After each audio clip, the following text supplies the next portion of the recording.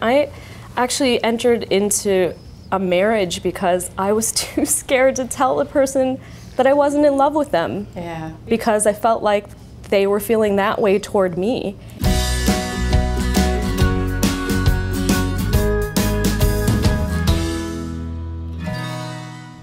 So there's been a lot of pain in women's lives when they've erred on the side of being nice versus being themselves.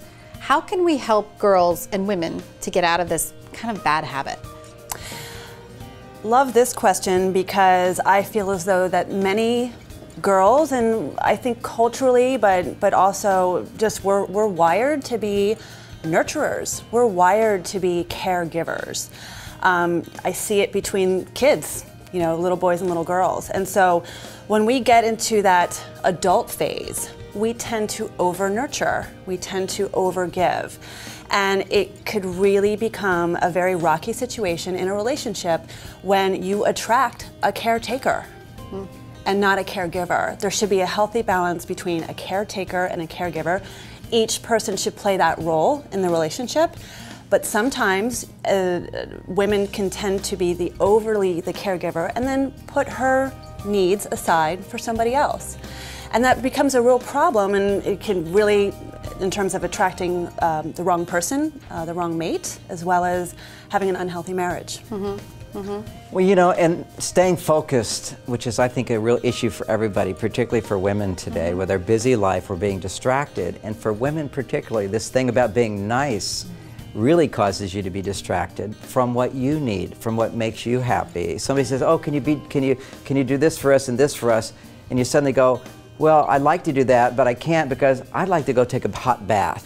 It's like you feel guilty saying that. As a nice person, you shouldn't think of yourself. If you bake cookies and one's sort of crumbling, you eat that yourself rather than have the best one for yourself. But if you're nice, and ultimately authentic love is nice, but it also knows how to set boundaries. And that's a challenge for women today because our lives are so busy. And when we're under stress, what happens is that natural nurturing tendency tends to come out more. So we're thinking about everybody else's wants and needs and not our own. And we want to be able to come back and find that balance. Yeah, I mean, I think it's interesting. When I was young, I always thought being nice meant not sharing my feelings, not sharing my authentic feelings. And I think that it's not, you can be nice, but it's really a matter of being respectful and being authentic and being able to share with other people what you're feeling in a respectful way. So I never really got that. I would always kind of, you know, if I thought my mom's hair looked funny, I'm like, oh, I've been trained to be nice, so don't say anything, you know. But I think there's something we really need to do with kids in teaching them that it's okay to speak your mind. It's okay to be authentic. You can do that hand in hand with being respectful, you know, and that's the biggest thing. It took me a very long time to learn how to do that. Renee, I love that you said that because there's nothing wrong with being nice or kind or caring, but when, like you said, people put their needs before somebody else's needs before themselves, or not being able to say something from love. And I think that if people say something from love, it comes out so much more warm and authentic.